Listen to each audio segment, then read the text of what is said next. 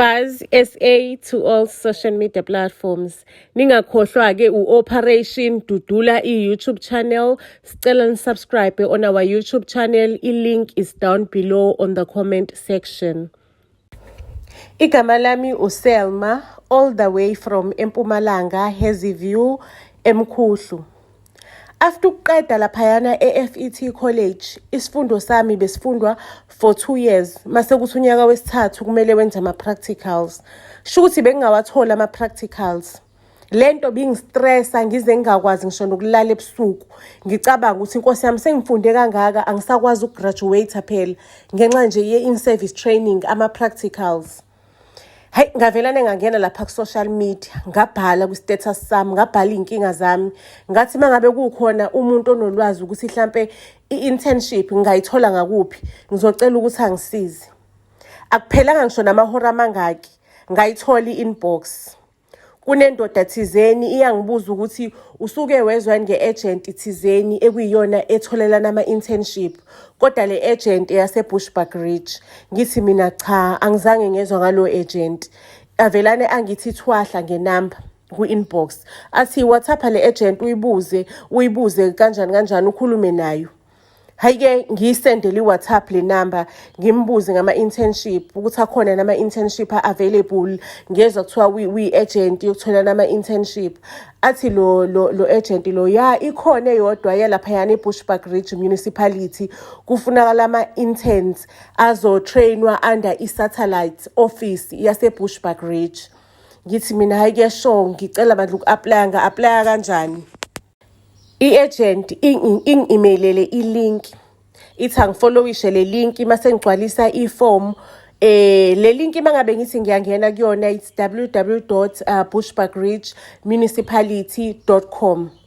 Angizange mina nganaka ukuthi ama-municipality or any other sector under ugovernment kuba u.org ku.gov. Mina anginakanga ukuthi kubhala u.com ngaligcwalisa-ke ipage ngalifila ipage ngaze ngatshengisa ngabhala bengibuza ukuthi ngisendwe i-agent because lo muntu we-agent uthe ama-specify ukuthi ngisendwe i-agent because kuzoba simple baqala ngabantu abasendwe i-agent kuqala uma bezothatha. Hayi ngiligcwaliseke ifomu ngelithembe elikhulu nami ngiyathandaza ukuthi inkosi seke ngiphendulwe nami ngiyayidinga le internship. Ake 3 days later ngithole i-call from le agent. Ithi le agent ngicela ukubuza ukuthi ngabe usuyitholile yini i-email evela e-Bushbuckridge Municipality ngoba baqeda ukunginotify ukuthi bakusendele i-email. Ngithi mina hayi ama-email wami ngicela ukuwa-check-a in an hour's time angakaboni lutho. Ithi le agent kumele ulink efonini wena usahamba o-check-a laptopini isidala sakuphi link e-laptopini ama-emails wakho ukuze njalo uhlezi ubona mangabe be-communicate uzoze ulahlekelwe umsebenzi lobudenga bakho.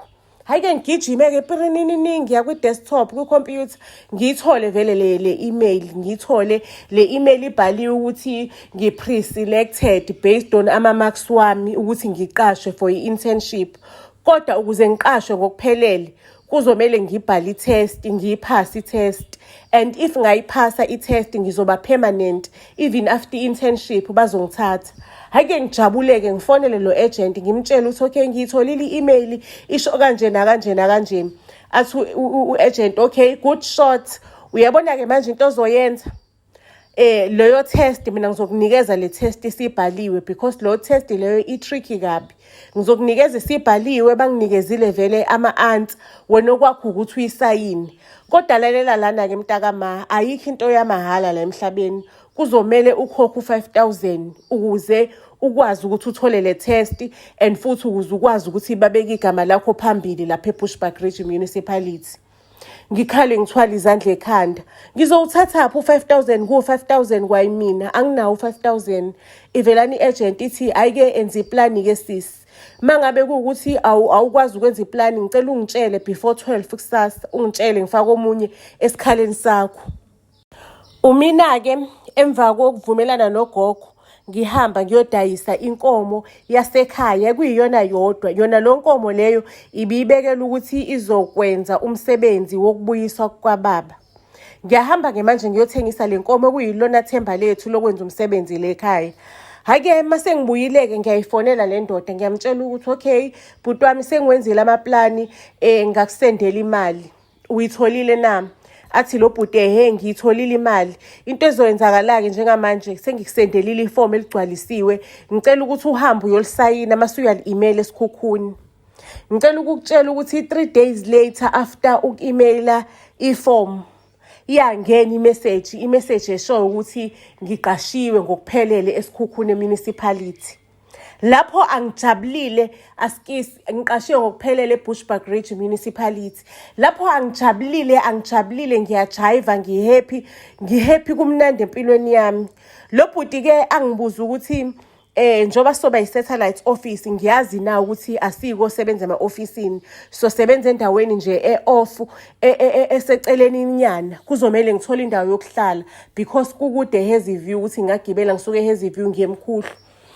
Ngimtshela lo bhuti ukuthi mina ngazi umuntu phela lapho athi lo bhuti ayikhululeka wena zikhona indawo khona omunye umngani wami owakhe indawo zokuhlala azakapheleli kahle kodwa akhona ama-room awu-2 already ngingakukhulumela naye uhlale kuleli room elinye kodwa ke lapho u2000 rand irent kuzomela ukhokhe ideposit no2000 rand werent ngithi mina hayi ngoba usakhona ushintshe inkomo kulungileke ngiyidepositeke imali angisendele i-contract yendlu yokuhlala angisendele nezithombe athi kodwa ufuna ukuzoyibona indlu yokuhlala ungeza ngiyibona izithombe zifike ke izinsuku zokuthi sekusondela ukuthi ngihambe ngiyoqala emsebenzini angifoneleke futhi uagent asho ukuthi hayi bazongihlangabeza kuphi ahamba yongidropa kule ndawo. Okay sihlanganeke noagent mangabe sifika lapha yana eroomini engizohlala kulona. Hayi man le room isemahlofohlofweni mengena ngihlatshangezwa isikhuntha nokunuka kokubola kulendlu athi uagent ngena wozuzoyibona ngalana ngingene ngithi ngiyangena kubolile kube khona umuntu ovelane avala umnyango awuvale kakhulu awugankaze awukhiye ngaphandle.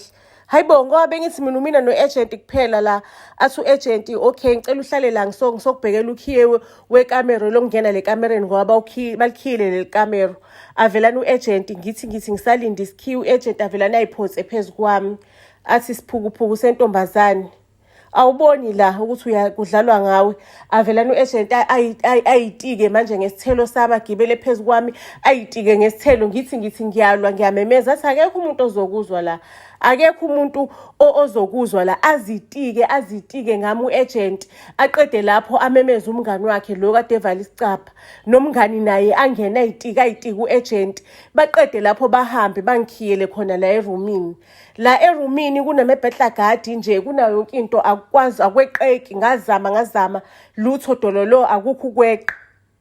Hake ngibhizi ngihleli lana izinsuku ziyahamba ngiyakhala manje angazi ukuthi into engizoyithini ke lena ngiyakhala nefoni bangiphucila ukufonela abantu nogogo vele ngiyazi ukuthi ugogo ekhaya shuthi uyitshela ukuthi ngiyoqala emsebenzini vele ngisendaweni right akukho ukuthi lapho uzobiza amaphoyisa or anything because uwazi ukuthi mina ngihambe ngemsebenzini kwavaleliswa kahle nje ngahamba nezimpahla zami and everything. Sidluleke isikhathi idlula izinsuku ngihleli la ngisagqoke lona leli rogo leli engangena ngigqokile la abuye lo mjida usefonini uyakhuluma hayi bafethu ngenza kanjani mangabe ngenza kanjena ngihleli mina nesitokhi senu la endlini sibhizi sidla mina ngoba mina ngisithengela ukudla angisho sanginikeza imali sokuthi sinisibhukhela ukuthi size lapho imali yokuthi sikhokhele itransport wanginikeza lo mntwana u9000 rand wanginikeza u5 wanginikeza u4 nansi imali ngiyifakile ukuthi nizothatha isitoko senu why manje nenza kancane futhi kumele ningikhokhele imali yami nizothatha leli order.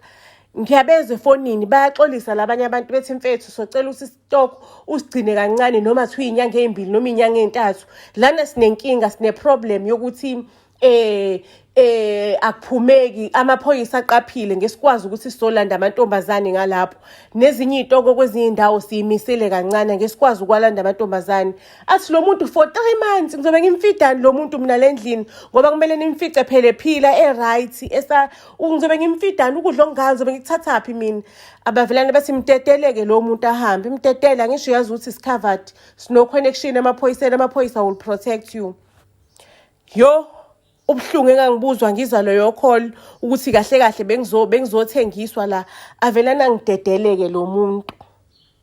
Ngigijime ngibaleke ngigijime nginqamlele ngigijime ngiyekhaya angisafune kuya emaphoyiseni ngithi amaphoyisa ngowabona mangabe sengifike ekhaya ngoba ngibazwe kahle bethi bano connection emaphoyiseni uconnection wabo will assist them. After sengile ekhaya ngavula necala emaphoyiseni lelo cala laba unsuccessfully umseshi nje bekangidlalela enye ibhasikophe eshona lena azablame mina athi akunabufakazi. Lapho ngisho ngimithi ngikhulelwa ingane yalo muntu abukho kanjalo ufakazi ngiyasho ukuthi ngizozala ke mina kutestwe iDNA yalo muntu wangirape between the two ngizothola because labantu laba abantu abaziwa endaweni ngaba identify ngoba abantu abaziwa endaweni kuthiwa hayi udlala ngamadoda ahloniphekile. Umseshi nje wangidlalela enye ibhasikophe wathi akunafakazi akunalutho ayena ayikho into azoyenza.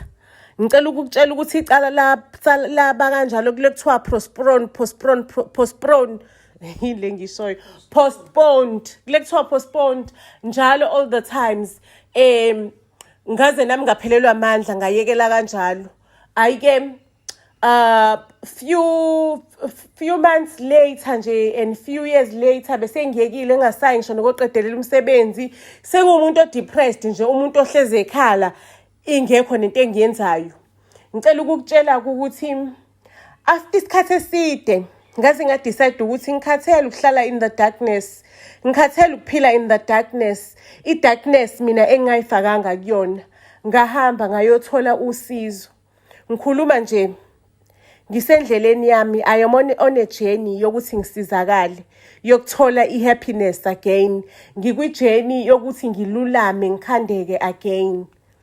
Buzz SA to all social media platforms. Sizoyibeka lana kokwanamhlanje sicela ningakhohlwa ukuthi nihambe niye on our YouTube channel. Nifike laphayana nithi Operation Dudula i-YouTube channel. Nifike ni subscribe, it's free of charge, akhokhwa mali kumahala ha. Just subscribe and like our content, share it, do whatever that you want. Ningakhohlwa futhi niphinde nihambe niye na ku Instagram fike nisfollowishe Buzz SA_.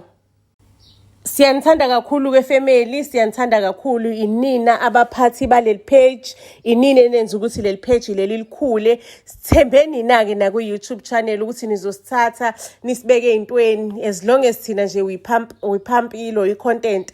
Nina nizosithatha ni subscribe, ni share, ni comment. Even na Facebook just comment, like, because whenever you comment or you like Facebook share i-content yami we share kwabanye abantu abangayazi i-content yami ukuthi bayazi, and when you share udlala ingxenye ukuthi i-content yethu ikhule. Siyabonga ke family, siyanthanda kakhulu.